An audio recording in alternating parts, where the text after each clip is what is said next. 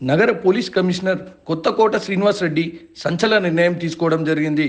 పంజగుట్ల police స్టేషన్లోని సిబ్బంది మొత్తాన్ని నగర సిపి మార్చివేశారు. 85 మంది సిబ్బందిని ఒకేసారి బదిలీ చేయడం ఇదే మొదటిసారి. బోధన్ మాజీ ఎమ్మెల్యే వ్యవహారంతో పాటు కీలకమైన విషయాలు బయటికి పొక్కడంపై ఆగ్రహం వ్యక్తం చేశారు సిపి. మాజీ ప్రభుత్వ పెద్దలకు సమాచారాన్ని ఎప్పటికప్పుడు చేరవేస్తున్నారని ఆరోపణలు కూడా రావడంతో బదిలీకి కారణమయ్యాయి. నగరంలోని వివిధ పోలీస్ స్టేషన్ల నుండి కొత్తగా సిబ్బందిని పంజగుట్ట పిఎస్కు నియామకం చేస్తున్నారు.